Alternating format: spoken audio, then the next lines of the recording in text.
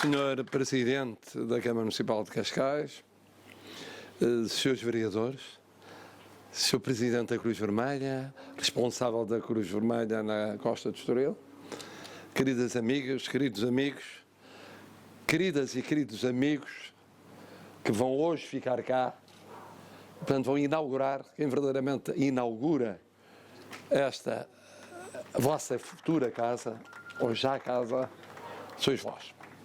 Nós viemos apenas como padrinhos, no sentido de atestar que realmente a inauguração está feita. Sr. Presidente, eu queria cumprimentá-lo e felicitá-lo muito, por ser como é e por ser o Presidente que é.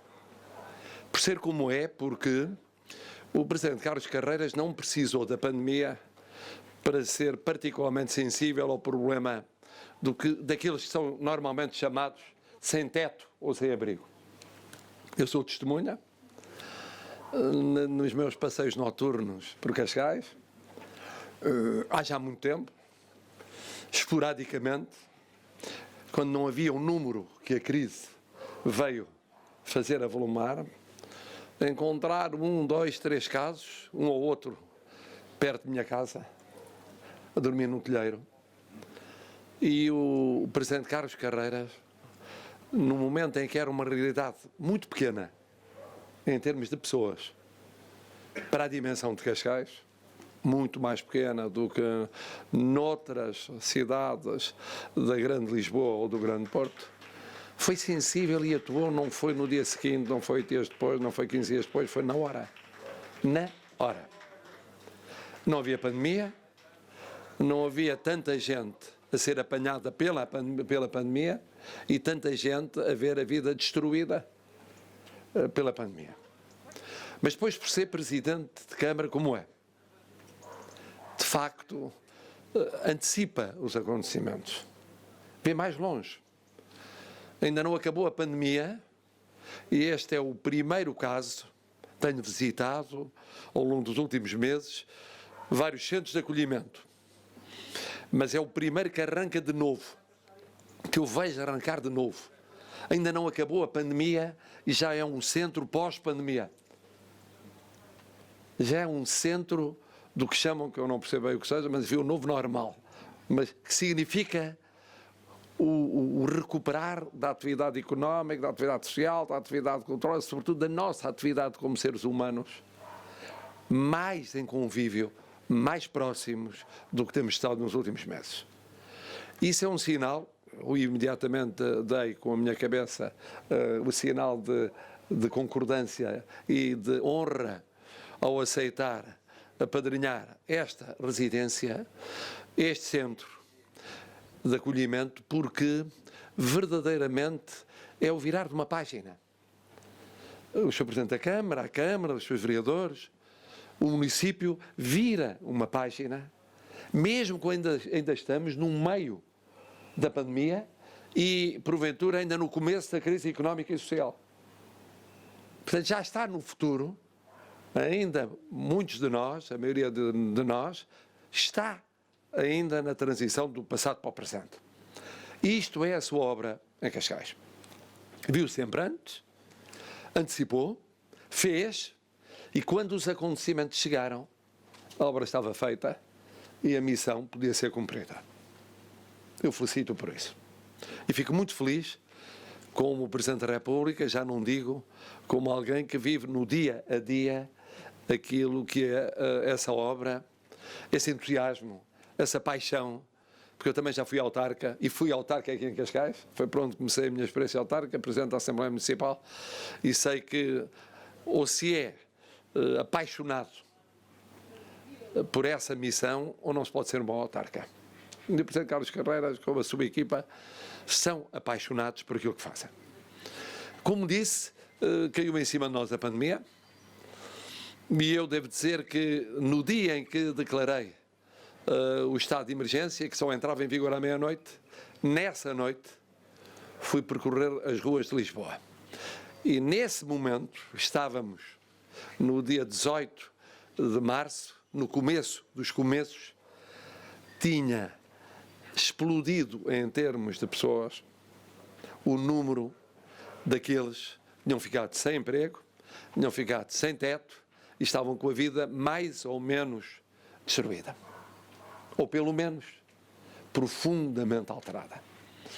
E mais do que isso, era gente muito nova, em muitos casos, muita dela trabalhando na hotelaria ou na restauração, ou em serviços, ou no comércio, aquilo que instantaneamente tinha fechado, de um momento para o outro, ou eram trabalhadores precários.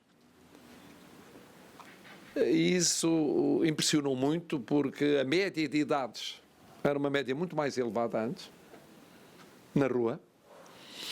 Quando logo a seguir fui ao Porto, o mesmo fenómeno, muito impressionante. Havia dois grupos diferentes. O grupo de antes, menos jovem, e o grupo de depois, mais jovem, sem saber o que é que ia acontecer, por quantos meses. Era um, eram dois, eram quatro, eram seis, eram oito, eram 10. O que fazer? A maioria portuguesa, mas muitos estrangeiros, muitos. Descobri coisas verdadeiramente únicas, como seja um número enorme de marroquinos no Porto. Como já esperava, muitos brasileiros e muitos africanos em Lisboa. Mas de língua portuguesa, mas também de língua francesa. Era um outro mundo, um novo mundo que juntava ao antigo mundo, cujos problemas se começava a tentar resolver. Isto caiu de repente, no momento em que a sociedade portuguesa já estava mais atenta do que 10 anos antes, do que 6 anos antes, do que 5 anos antes, mas ainda pouco atenta. Eu recordo, pegando na palavra do Presidente Carreiras, que ou somos, e que é também o do Papa, ou somos todos irmãos ou não somos, ou sentimos que somos ou não sentimos, quem não sente, não sente, e na fase em que parecia que estávamos nos Píncaros, no centro de Lisboa, numa das grandes avenidas de Lisboa, havia daqueles restaurantes cheios de juventude e cheios de estrangeiros e cheios de turistas, e parecia outro mundo e outra Lisboa e outra vida e outro futuro. E ao lado havia, desde sempre, alguém, já com bastante idade, que dormia num canto. E tinha-se passar pelas esplanadas, estavam cheias, para chegar. E eu fui pedindo licença e desculpa, e fui passando, e as pessoas olharam para dizer o que é que ele está aqui a fazer a esta hora da noite e tal, para onde é que ele vai. Não, mas o que me impressionou não foi isso, foi, naquela altura, a indiferença da grande maioria dos que estavam ali.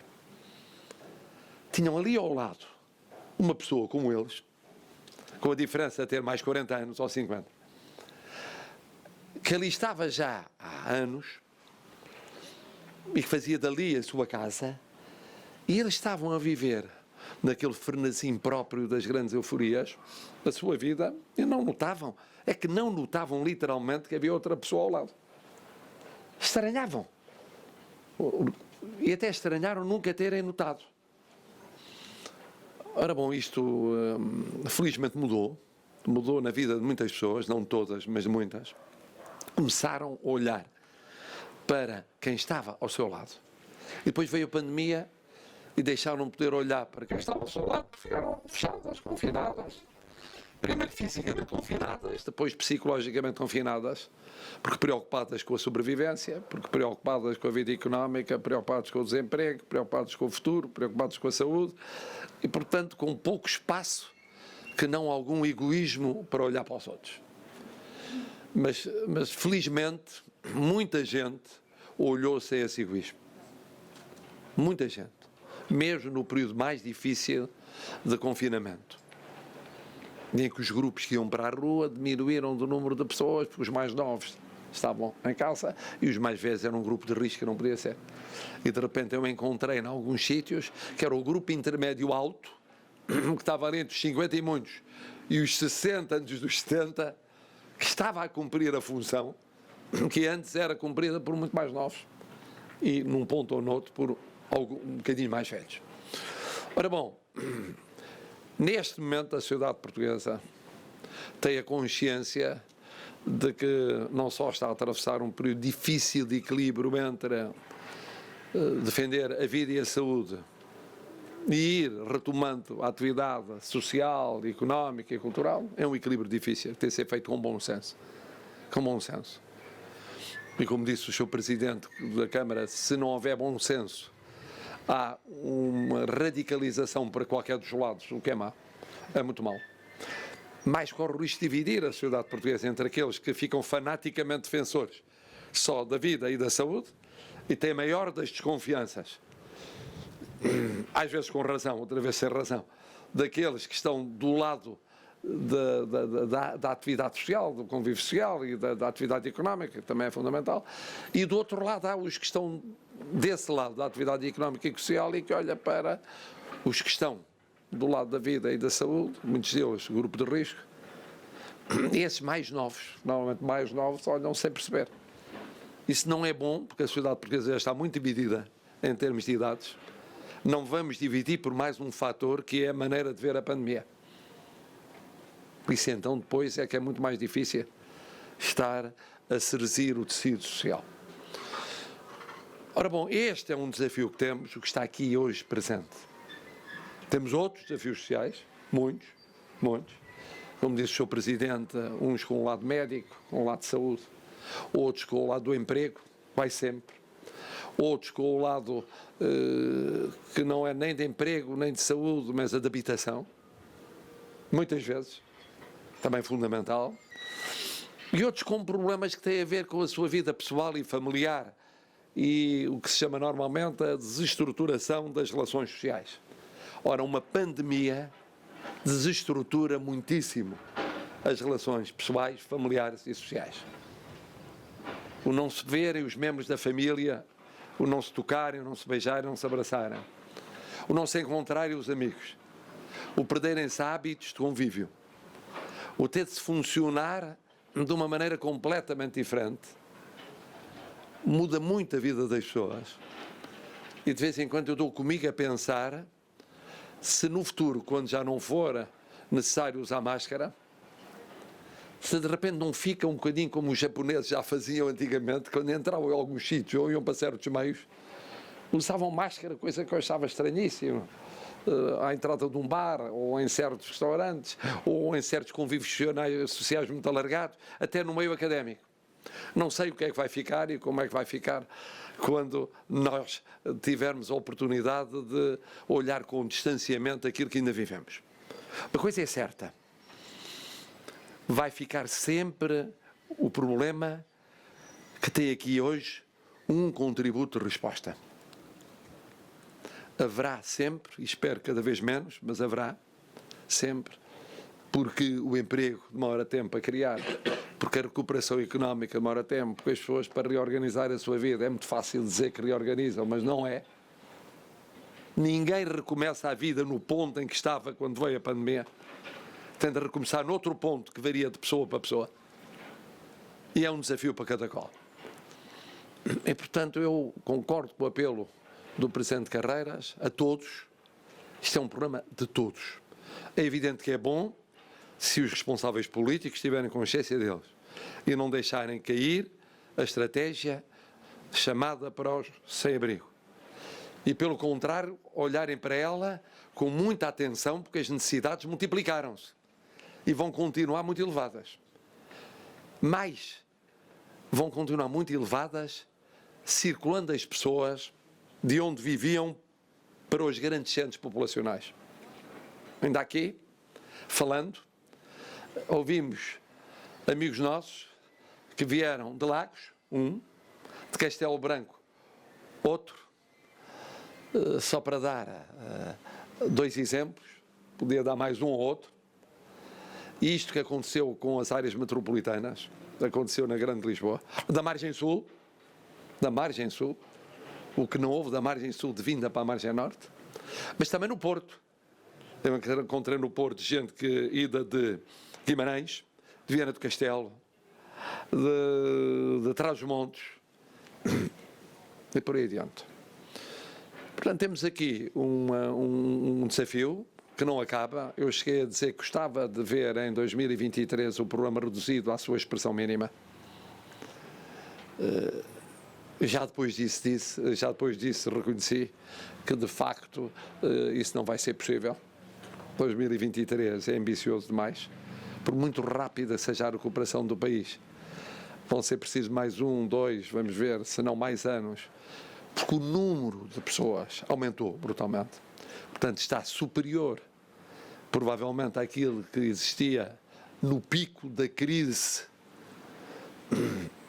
que não tem nada a ver com esta da pandemia, mas que também envolveu um aumento de desemprego. Temos esse desafio, a Câmara de Cascais está a enfrentá-lo em tempo recorde, 4 meses para pôr de pé o que está aqui. Isto é espantoso. 4 meses, aliás, um dos que vai viver a partir de hoje aqui, dizia eu no início desconfiava muito, achava que era muito pouco tempo. E foi ou não foi? Foste tu. Dizia cá para mim que não vai ficar bem construído em 4 meses.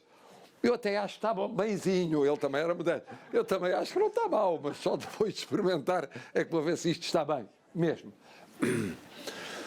Bom, e a última palavra é para vocês, precisamente. Para vocês. Termino por onde terminou também o Presidente Carreiras. Nós estamos aqui, não é apenas por vossa causa, é por causa de todos nós. Porque enquanto houver em Portugal pessoas que tenham de viver aquilo que vocês têm vivido, nós não podemos viver com a nossa consciência tranquila. Não podemos fazer de conta que não existe essa parte de Portugal. Não podemos. Mas naturalmente que hoje é o vosso dia.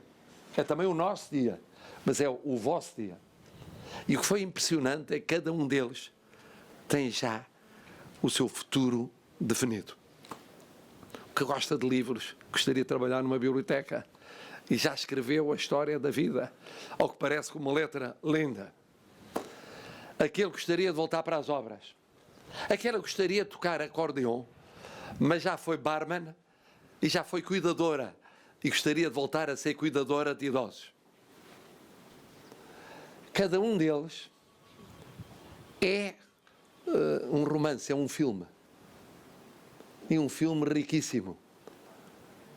Cada um deles é portador de um futuro. E isso é o mais bonito do dia de hoje. Nós ainda estamos a viver o presente difícil e temos de viver com toda a atenção e com todo o empenho. E, no entanto, há gente que não tem sequer um teto, o mesmo teto, para poder dormir, que já tem um futuro sonhado. Isto é um exemplo para os milhões de portugueses que têm teto e que estão a recomeçar, muitos deles, e têm de também recomeçar sonhando um novo futuro. E é isso que eu espero que os portugueses façam. Sonhem um novo futuro, sempre solidariamente. Ninguém é uma ilha. Ninguém se realiza sozinho. Cada qual só se realiza plenamente através dos outros e por causa dos outros.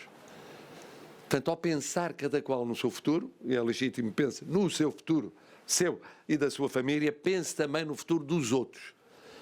Dos outros todos, incluindo aqueles que aqui vão ficar esta noite e que nos prometeram tocar acordeon, cozinhar um jantar.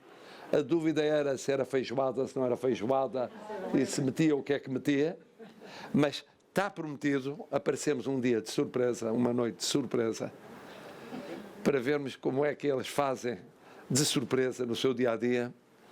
Presidente, muitos parabéns, vocês, parabéns, mas agora todos nós temos que fazer pela vida para que corra bem. Muito obrigado.